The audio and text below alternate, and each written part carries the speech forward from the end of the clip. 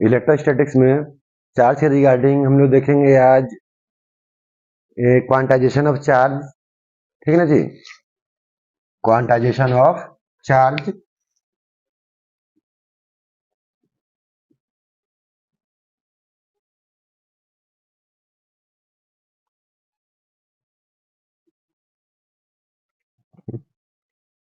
जैसे कि बात हुआ था कि जब दो बॉडी को रब किया जाएगा एक दूसरे के अगेंस्ट, तो उसमें से जो इलेक्ट्रोपॉजिटिव नेचर का जो ऑब्जेक्ट होगा वो कुछ इलेक्ट्रॉन लूज कर देगा, और जो इलेक्ट्रोनेगेटिव नेचर का जो ऑब्जेक्ट होगा वो कुछ इलेक्ट्रॉन रिसीव कर लेगा। तो इलेक्ट्रोपॉजिटिव वाला जो मटेरियल होगा वो पॉजिटिव चार्ज एक्वायर कर लेगा, जो इलेक्ट्रोनेगेटिव नेचर का जो ऑब्जेक्ट होगा वो कुछ नेगेटिव चार्ज एक्वायर कर लेगा। कल बात हुआ था, जैसे ग्लास रॉड ने इलेक्ट्रॉन लूज किया था और सिल्क क्लॉथ ने इलेक्ट्रॉन रिसीव किया था। Glass rod positive charge acquire कर लिया था और सिल्क क्लॉथ ने नेगेटिव। ठीक है जी, ऐसे दो चार एग्जाम्पल और भी हैं। ठीक है ना, तो वहां पर जो चार्ज का जो लेन देन हो रहा है, ठीक है जी, वैसे ही केस में चार्ज का मात्रात्मक आकलन करने जा रहे हैं, क्वांटाइजेशन ऑफ चार्ज, चार्ज की मात्रा का निर्धारण करना। ठीक है जी, इसमें मेनली जब बात आता है कि electric charges can be transferred or received in form of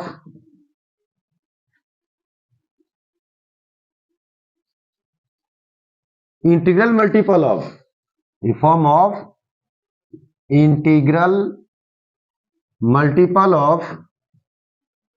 elementary charge।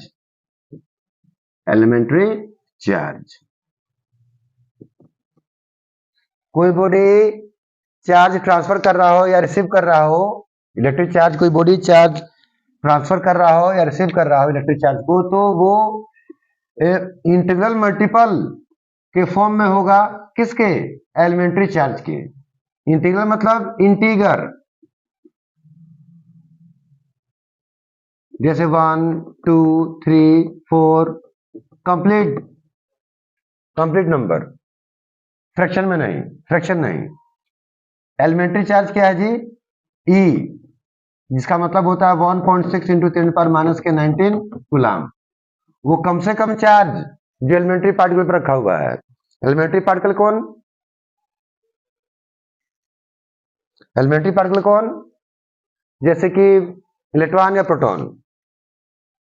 इससे जो फॉर्मूला हम लोग को मिलने वाला है वो क्या बता रहा है? अमाउंट ऑफ चार्ज, जिसको हम लोग क्यू से लिखा करेंगे। ठीक है जी, बराबर plus minus number of elementary particles into elementary charge.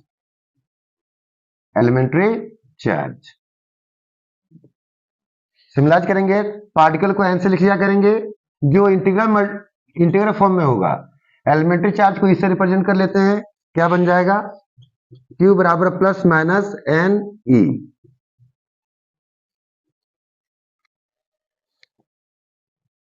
Quantization of charge का मतलब कि जब दो बॉडी को रबिंग किया जा रहा है या किसी विधि से भी चार्जिंग किया जा रहा है, चार्जिंग का 3 ढंग हो सकता है।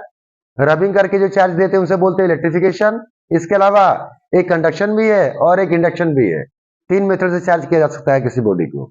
ठीक है जी, तो चार्ज का जो लेन देन हो रहा है, integral multiple of elementary charge. तो इंटीग्रल रिप्रेजेंट कर रहा है कौन? एन क्या है जी? 1 है, 2 है, 3 है, 4 है, कोई भी कंप्लीट नंबर होगा, फ्रैक्शन नहीं।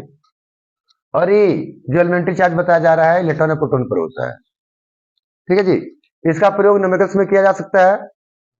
न्यूमेरिकल से हुआ तो नहीं है, करा जाए किसी भी विधि से आप लोग को। इसके साथ साथ एक और प्रॉपर्टी आता है हम लोग के यहाँ, ये प्रॉपर्टी है चार्ज का। ये भी एक और प्रॉपर्टी आता है हमारे यहाँ, क्या बोलते हैं उसे हम लोग जी? Additive nature of charge. क्या आता है हम लोग के यहाँ? Additive nature of charge.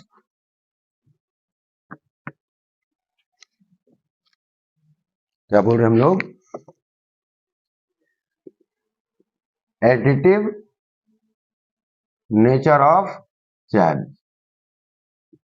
ये क्या बता रहा है कि कोई एक ऑब्जेक्ट है, उस पर चार्ज दिए जा रहे हैं, 4-5 इलेक्ट्रॉन दे दिए गए हैं, 5-7 प्रोटॉन भी दे दिए गए हैं, तो उस पर कुल चार्ज कितना होगा?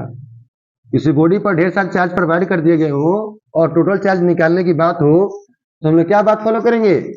Additive nature of charge. Example देखिए लेते हैं बात एक, ये हमारा कोई ऑब्जेक्ट हो गया, उसे 5 कूलम नेगेटिव चार्ज दे दिया गया, 4 कूलम फिर नेगेटिव चार्ज दे दिया गया, 3 कूलम पॉजिटिव चार्ज दे दिया गया, फिर 6 कूलम नेगेटिव चार्ज दे दिया गया, फिर प्लस के 3 कूलम चार्ज दे दिया गया। ठीक है जी। तो ये चार्ज, टोटल चार्ज कैसे निकालेंगे हम लोग? टोटल चार्ज निकालने क्या करेंगे हम लोग? कि सम कर देंगे, सबका एल्जेब्रिक सम कर देंगे हम लोग। -5, -6, -4,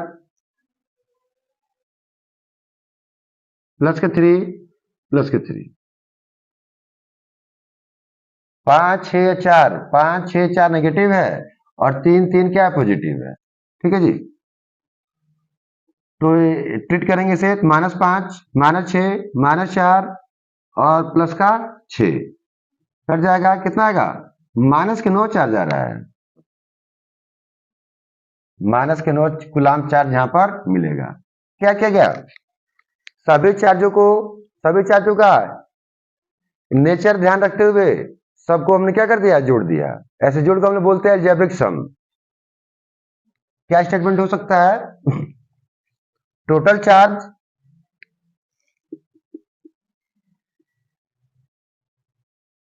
of an object obtained by algebraic sum of individual charges। ये तो नंबर वैल्यू ले लिया मैंने। जैसे ऑब्जेक्ट है, इसे माइनस का Q1 प्रोवाइड किया गया है, प्लस का Q2 प्रोवाइड किया गया है, माइनस के Q3 प्लस के Q4 माइनस के Q5 प्रोवाइड किया गया है। और टोटल चार्ज निकालना हो तो कैसे निकालेंगे हम लोग? माइनस से Q1 प्लस से Q2 माइनस से Q3 प्लस के Q4 और माइनस से Q5। दिस कॉल्ड अलजेब्रिक सम।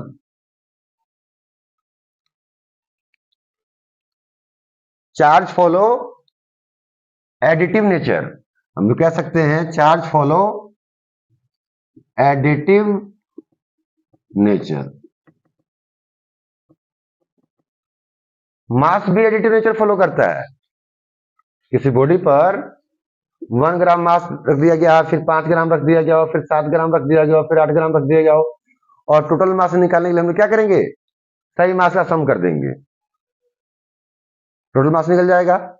यही काम यहां पर भी है, बस एडिटिव नेचर ऑफ मास और एडिटिव नेचर ऑफ चार्ज में क्या डिफरेंस रह जा रहा है कि मास हमेशा पॉजिटिव ढंग का ही होता है, मास में कोई भी नेगेटिव नहीं है। मास जो भी आता रहेगा जुड़ता चला जाएगा।